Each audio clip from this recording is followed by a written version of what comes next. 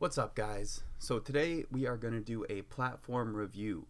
So the trading platform that I use is Questrade, and I am going to talk about this platform. I'm going to go over kind of the ups and downs, what's good about it, what's bad about it, uh, what it what could be better, and why I have been using this platform for over a year.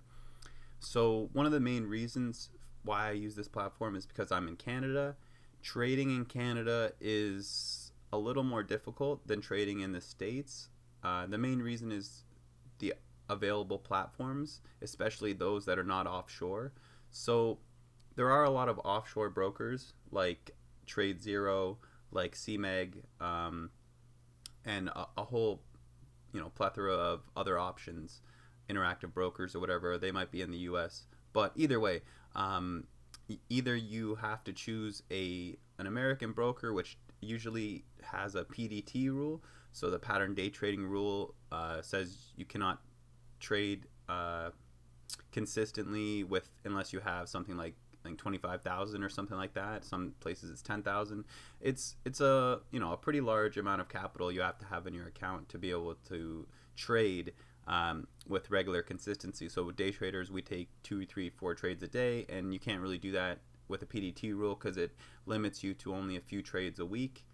So this is why a lot of American traders like to use offshore brokers. So they go to Trade Zero, they go to CMEG because they offer a way to get around the PDT rule. They do not uh, restrict your trades, so you can trade however you want however much you want with as little capital as you need or as you have, and that allows you to kind of get around the PDT rule. So this is why it's hard to go with American brokers, and I just kind of do not trust a lot of the offshore brokers. I know that there's a million reasons why you should trust them. Trade Zero is backed by the Lloyd's of London. They have a lot of insurers, not only in the UK but all throughout the world. Trade Zero also has an American branch. So I wouldn't say that going to their offshore brokers, which are typically in the Caymans, the Virgin Islands, Bahamas, these kind of places. I don't think it's necessarily that bad. I wouldn't necessarily worry oh, I'm never going to be able to get your money. I know lots of people had been able to get money out. I just prefer to do things that are a little more easy in terms of taxes, in terms of consistency, and in terms of reliability. So I find that Questrade has a very reliable platform. Now there's things that I don't like about it, but overall I'd say the platform itself is very good. It has a lot of benefits, especially for Canadian traders that want to have kind of a Canadian broker that offers them I shouldn't say legal, but I should say a lot more legitimate tax structures and ways to pay taxes without having to get your statements from the offshore brokers and without having to kind of go through a lot of legal issues. Now, it's not a problem. You can definitely do it. There's a lot of traders that do it and file taxes, using Trade Zero or whatever, and they're fine. I find Questrade just kind of has everything simplified and allows me to trade the same way I could trade using using Trade Zero or CMEG, but it just allows me to be a little more comfortable with my platform, knowing that it's Canadian, knowing that everything that I am dealing with is 100% backed by not only the company, the platform, but also by the CRA and the IROC, which is the Canadian stock market regulator. So that's one of the things why I like Questrade. Now, as I said, don't I'm not trying to convince you that Questrade is better than CMEG. I'm not trying to convince you that Questrade is better than Trade Zero because I think each broker has their own benefits. I think, I will get into in a few minutes, that shorting, I think Trade Zero and CMEG are probably better if you're a short biased. If you like to go, short 100% of the time, it's probably better. If you're a long bias trader, Questrade is probably fine. Like if all you do is go long, Questrade is probably everything you need. It will give you all of the options. You know, the executions are very fast. They are almost instantaneous. You can get in and out very quickly, especially if you're using smaller size. But it just shows that their executions are on point. They do have a lot of different access routers. So if you want to choose any one of these different routing systems, so you can go through Edge X, you can go through BATS, you can go through right to the NASDAQ, you can go through ARCA, you can go right to the New York Stock Exchange, whatever routing system you want to use. So it allows you to kind of choose where you want to route, and this helps especially if you want to pre-market trade, because they actually do offer pre-market trading, which a lot of brokers do not. So that's another benefit to Questrade, is they do offer pre-market trading. You just need to have to change your duration to good till extended market, so GTEM, and then you want to make sure you're routing to ARCA, and this allows you to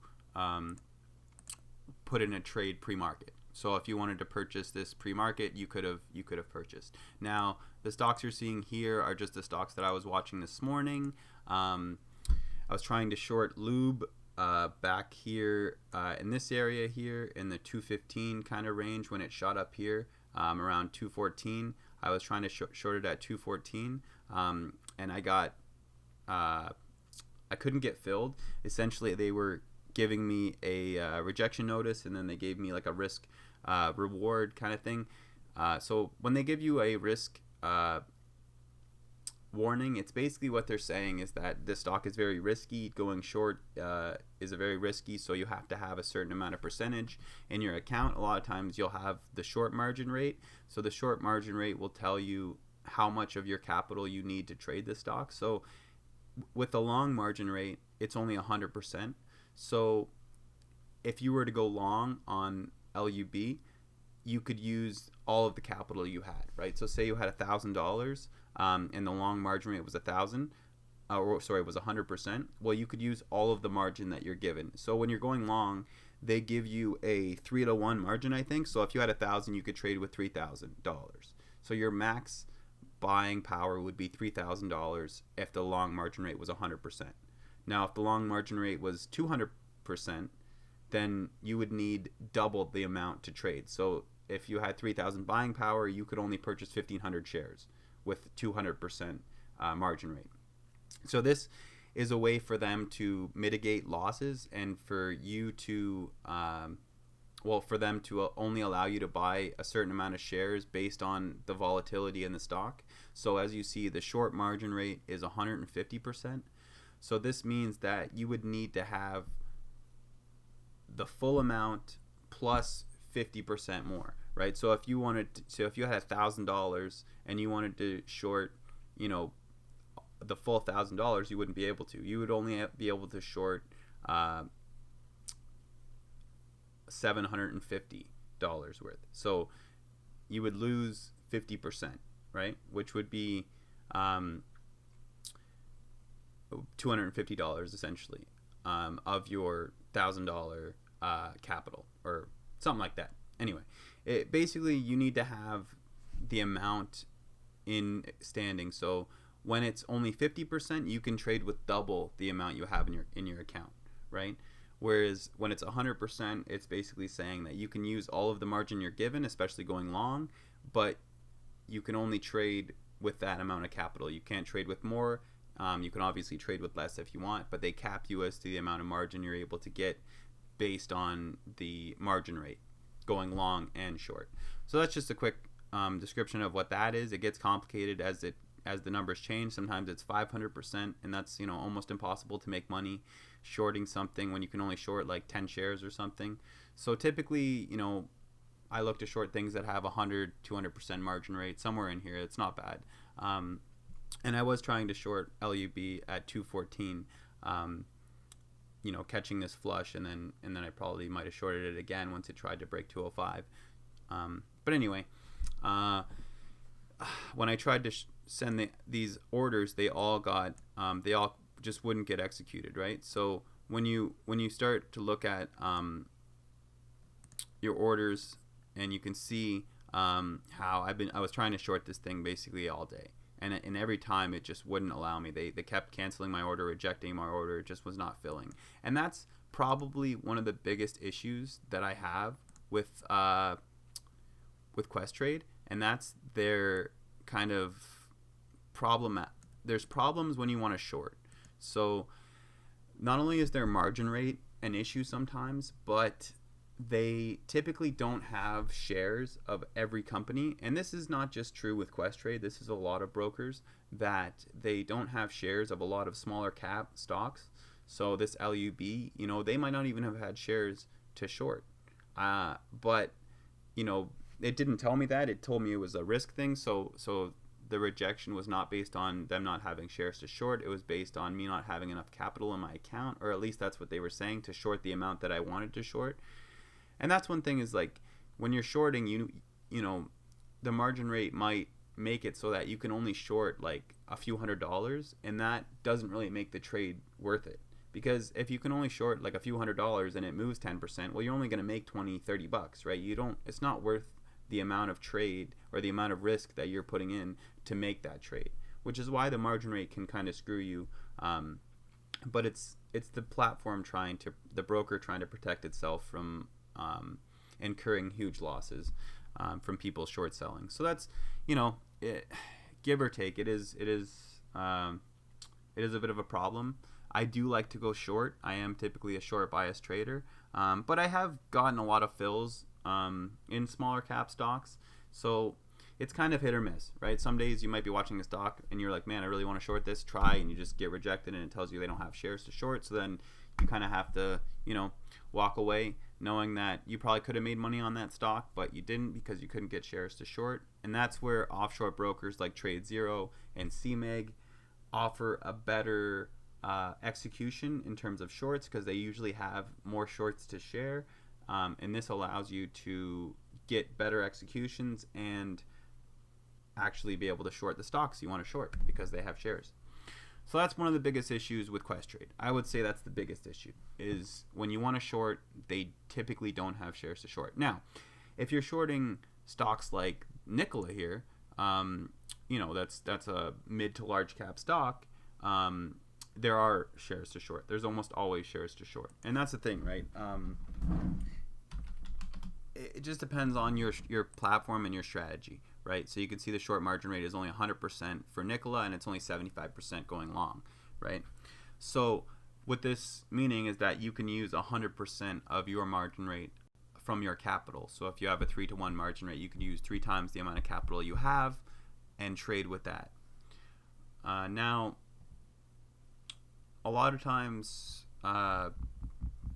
people will want to short stocks in the morning, and the earlier you short a stock, the more likely chance you have to get shares, because as the day goes on and as more people short stocks, those shares will become less available. So that's one of the reasons why shorting earlier in the day allows you to get those shares, whereas shorting later will kind of leave you, getting your order rejected because they don't have shares to short. So that's one of the things that you need to keep in mind if you are going to choose Questrade as your platform, and especially if you are a short bias trader. Now, like I said, if you're Canadian and you're kind of not necessarily fully focused on small caps, I typically trade small caps more because they're more volatile, and I can kind of get those levels. And a lot of these stocks are not very big names. They're not very solid companies. The companies are actually a lot of times pretty trash, just like this LUB. Like it basically just announced today that they're liquidating the entire company. So I'll show you here. So one thing you can do down here when you have your kind of watch list, you can build your watch list here, you can add your tickers here, and you can kind of get a sense of what's going on in the day. You can get your change in percentage. So it's up 80% from the lows, which is 86 cents. You can see the high of day was 222, the low of day was 165, and it's trading with about 87.5 million shares. So that gives you a quick overview of how the stock's trading and what's kind of been happening throughout the day.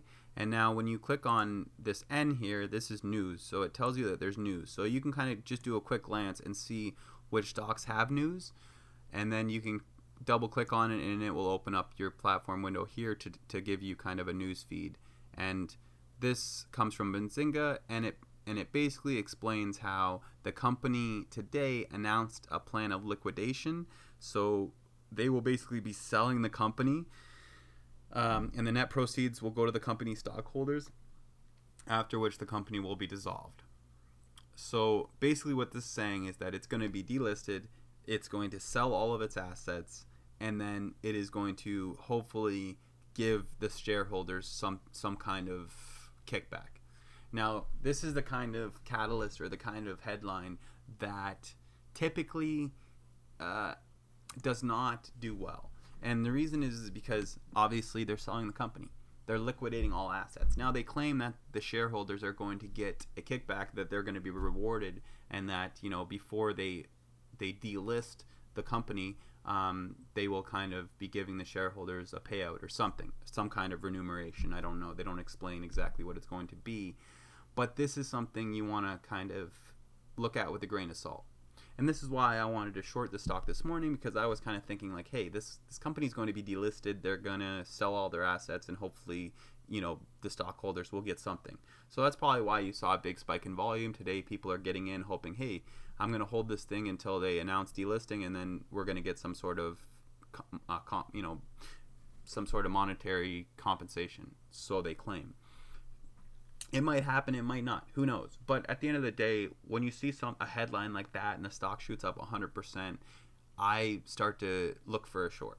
I start to think, hey, there's a lot of resistance above the $2 level. It's not going to go much higher because people are not going to hold a stock that's getting delisted in a few weeks, right? It's simply just a pump and dump. People getting in hoping, hey, we're going to get something out of this. And then once they realize they're already up 100%, a lot of times they're going to get out. And that's when you see the short sells start to come in. So that's just something to think about there. We don't have to talk too much about it. I don't want to go into it really. I just wanted to explain, how this watch list works and how you can kind of get access to the news feeds directly from here. As you know, GM announced today that they're buying a stake in Nikola. So if you pull up the news feed here, it'll tell you right here, GM invests in Nikola to build Badger pickup. So that's a pretty big catalyst. Nikola is shooting up like 40% at one point. It's doing pretty well. Now, that allows you to kind of get an early sense in the morning. You can build your watch list. You can see the news. You can understand how much volume is coming into these stocks. You can get a sense as to where they want to go, and you can kind of keep an eye on them from your watch list, and put them on your charts, and keep an eye on them.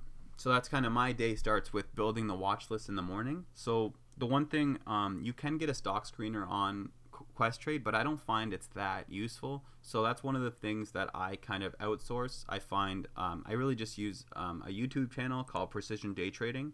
So this is my main stock scanner. This is, and shout outs to precisiondaytrading.com or Precision Day Trading, their YouTube channel. They allow a little delayed stock scanner to be uploaded on their YouTube channel every day. So they stream live every day.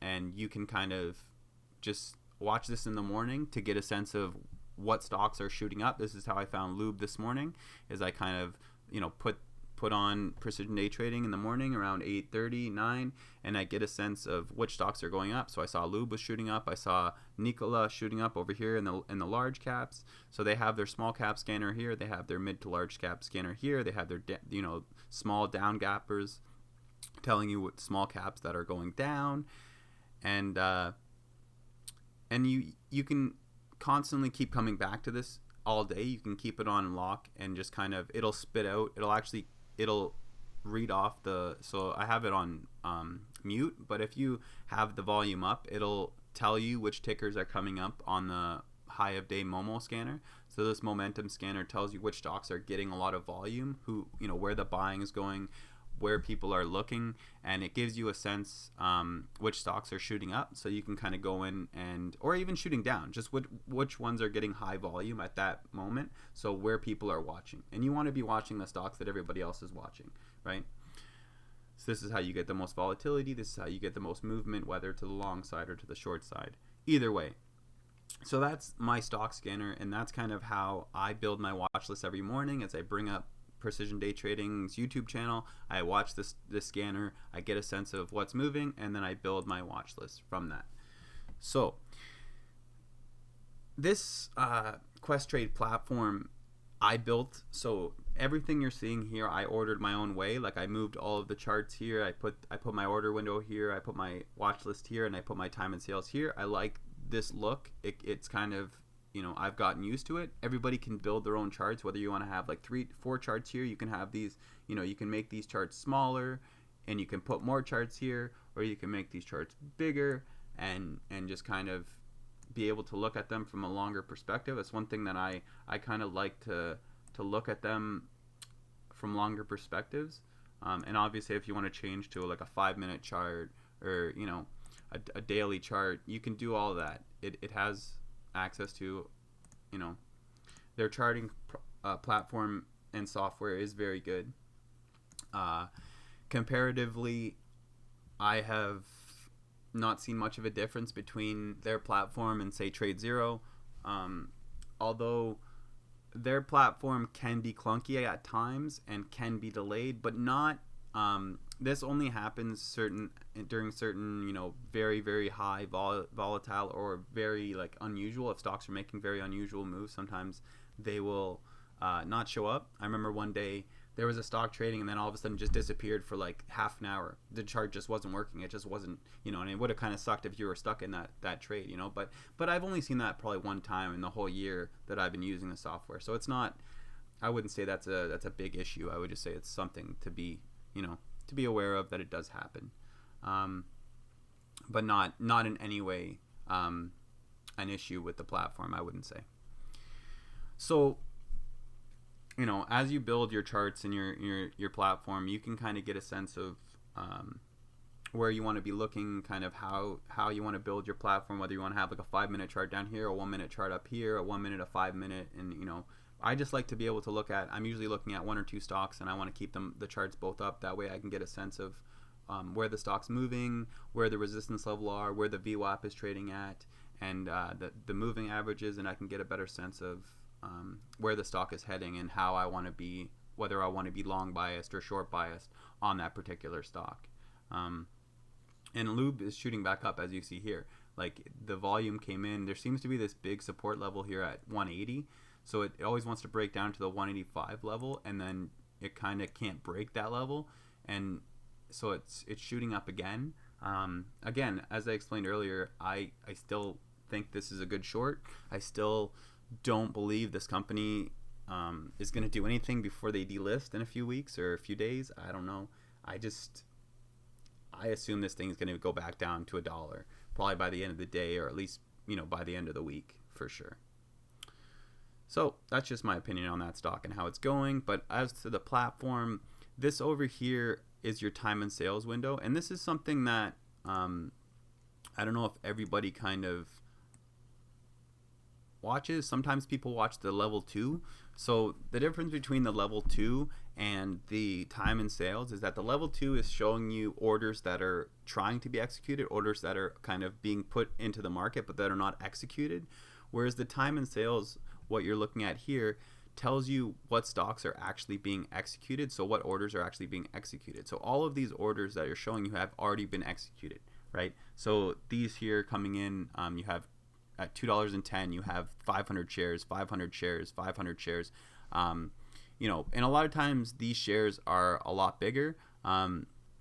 So you'll see 1,000 shares coming up to the short side. You're seeing, you know, all this volume, 900 to the short. And this is where you get a sense of where the stock wants to go, where the big volume is coming in. You know, you can tell the stock wants to go down. These orders coming in are much larger to the downside than they are to the upside. So when you see in red, it means it's short selling or it's covering. So sometimes it fakes you out because you see a lot of red and you think that it's short selling, but really it's just buyers covering or selling their shares once they've kind of already made profit. And that is not an indication of short selling. But you can see clear resistance levels forming at 210 and just above the 210, just as they were forming before. So when these big sellers come in at these levels, they tell you that people are just sitting there waiting at these levels to short, and that's when you see these big orders coming in. See, these buying orders are very small, 100 shares, whereas okay, there's a big almost $2,000 buy order, but you can still see that the selling orders are much larger, and that's something to keep, obviously that can reverse at any moment, but typically it gives you a sense of where institutional traders are trading and what orders are actually going through. So that's why you want to keep an eye on the time and sales. You could have the level 2. A lot of people like to look at the level 2 and they kind of see orders that are going in but that are not being executed. My cat is bugging me, sorry. But that allows you to kind of get a better sense of where the support and resistance levels are, how big orders are coming in, and where the kind of main volume is going, whether to the short and to the long. Because that's one thing that Questrade doesn't do, is these volume bars down here, they don't show you whether they are buying volume or selling volume. They're just kind of volume overall. And obviously you can see on these candles whether they were buying or selling, but at the same time, sometimes you might have a candle like this that is green, but maybe the majority of the volume was selling volume, right? So it'd be good to kind of have green or red bars down here to understand where the majority of the volume was coming in. But that's not necessarily it's not a make or break. It's not going to destroy your trade. But it could give you a false indication of where the stock wants to go. If you see all of this volume coming in green, you're like, oh man, there's so much green volume, but you don't realize that maybe these high volumes are actually short sellers selling up here. Once it gets to 214, you have all of this short volume coming in. You don't know. And that's one of the issues with the way these bars are, not indicative of whether they're shorting or buying power. So that's something to keep in mind, and that is kind of a fallback of this platform, but it is still a good platform. It tells you what you need to know, and it gives you kind of all of the tools. You just kind of have to learn to use them that in the way that benefits you the most, right? So the way I use these volume bars is typically to understand where the volume is coming in. So when I see high volume on green, and then it starts to get low when you see these selling candles, it tells me that there's probably not a ton of sellers in there right now. But when I look at this stock, I know that there's clear resistance once it gets up into the 215, 220, which it is now. So you're going to see it shoot up into the 215, 220 level, and then hit resistance and probably fade. And that's just what it's been doing all day. And so I'm not, who knows? Maybe it breaks this level now and goes higher, goes to 250, and who knows? But I can almost guarantee you that this stock is going to shoot down, and it's not going to be able to break the 220, and it's probably going to go back down to under $2 relatively quickly. Now, that's just from looking at earlier in the day. When you start to look at the chart, you're going to see it comes up here, tries to test this 220, and almost always fails, right? So it's trying again. If it fails again, it'll form what they call a double top, and then that tells you that it's probably done, and that majority of the volume coming in is going to be short volume. But you can see this massive spike here in green volume, right? But in almost all reality, it's probably shorting volume, because it was probably when it hit 220, all this shorting volume came in. So that's why you got to be careful when you look at these volume, patterns. If you have these big volume spikes on a green candle, don't necessarily think that it's all buying volume. So another thing to look at in this is the kind of accounts they have. So obviously you can have a cash account within any. You can always have a cash account. You can have just a regular TFSA, so a tax-free savings account. So the tax-free savings account allows you to go long on stocks and basically not pay taxes. So if you're only going long and you're a long bias trader, I recommend you getting a TFSA through Questrade or any broker. And the TFSA allows you to trade stocks and profit from going long without paying taxes. So it's a, you know, it's how rich people make a lot of money and are able to keep their money from, you know, without paying taxes. And this is just something you learn as you kind of trade and you kind of understand how other people are making money, as you start to learn how to use accounts and what they're used for. So the TFSA, I would say, is going long. If you're a long bias trader, you really only want to go long. You don't want to short stocks. Get a TFSA. Questrade TFSA works well. Like I said, if you're a long bias trader, I think, to me, the best thing you can do with Questrade is be a long bias trader and go long. Shorting stocks is a little more difficult with Questrade. I do it and I make money, but it's not as easy, and it's definitely a lot more frustrating because you can't get the shares in almost, you know, in so many cases. And you can see Lube broke that 220 level, so now it's starting to shoot higher. It's interesting, but if you go back and look over here, you can see that it did break the 220 level, hit 223, and then failed. So it's already broken that level here, so we might see a run up to 250, right? But the likeliness that this thing is going to continue much higher is very unlikely. So we'll see. Keep an eye on it. It would have probably been good to go long as it broke the VWAP here, but you know, that's just kind of realizing that all of the volume is starting to fade. There's not a lot of selling volume anymore, and then you see this huge volume coming in and going long. So it's an indication that it wanted to go up higher, right? And it still looks like it might want to go a little higher, but I think it's probably going to start to fade pretty quickly.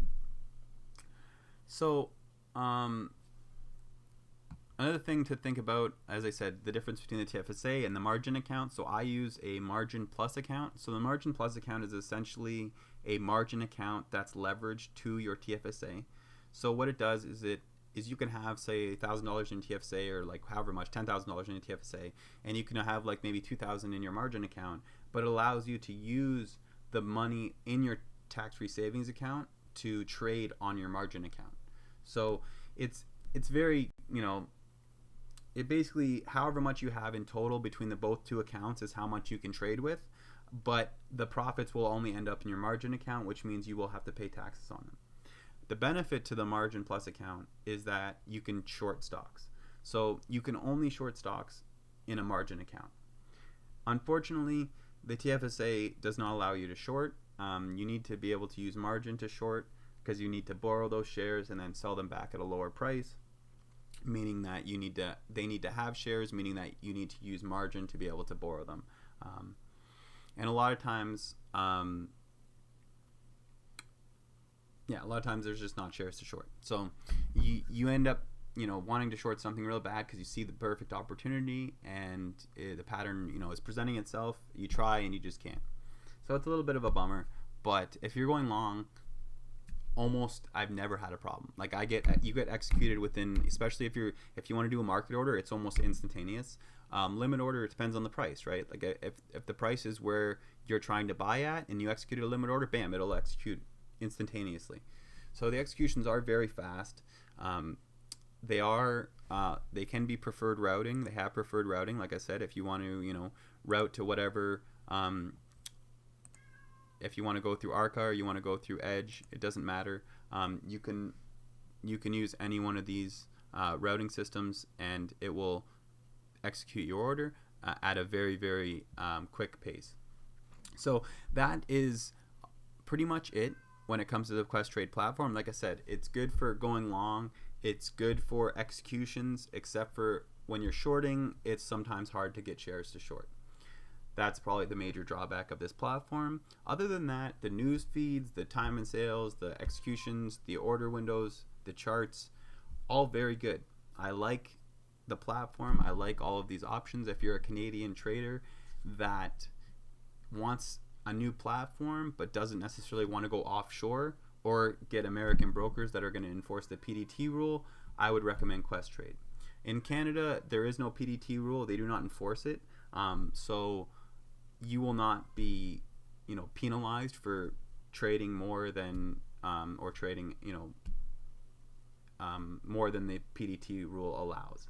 So You don't have to worry about any of that when trading with Questrade or trading in Canada in general, unless you go with American brokers like Lightspeed or like Trade Thinkorswim, TD Ameritrade, Thinkorswim, Interactive Brokers. All of these kind of platforms will enforce the PDT rule.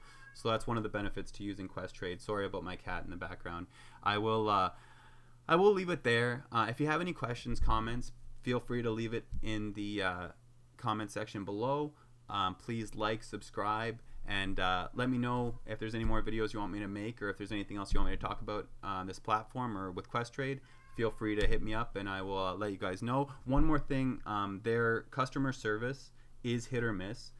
Today I was trying to get a hold of them, wondering why I couldn't get shorts on the lube trade, and it basically took me almost an hour, and I got nobody.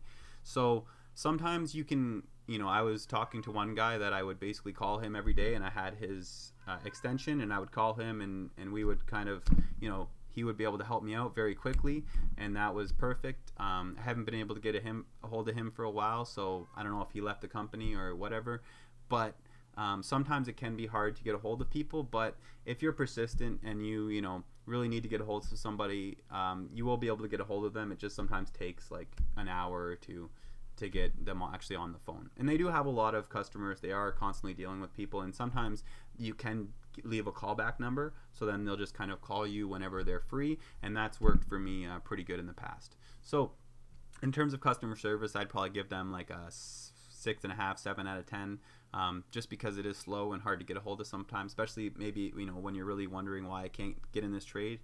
It is a little slow, so that kind of is a bit of a drawback, but ultimately it is a good platform. Ultimately the executions are good. The going long is very good. Their time and sales, all of their news feed, everything is very good. Their charts are very good. You don't have lag almost at all, but there are times, like I said, it can happen. I'd say probably 2-3% of the time it could happen, but other than that, it's smooth sailing, and it is a pretty good platform.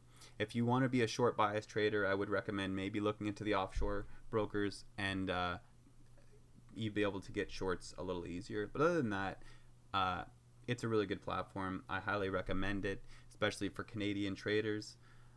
Even for some American traders, if you want kind of a platform that's a little better, that maybe allows you to get around the PDT rule. I don't know how that works. I don't even know if Americans will be able to use a Canadian broker. Probably not. So that might be, a non-point. But either way, feel free to let me know what you guys think, and hopefully you guys enjoyed this video, and have a great day.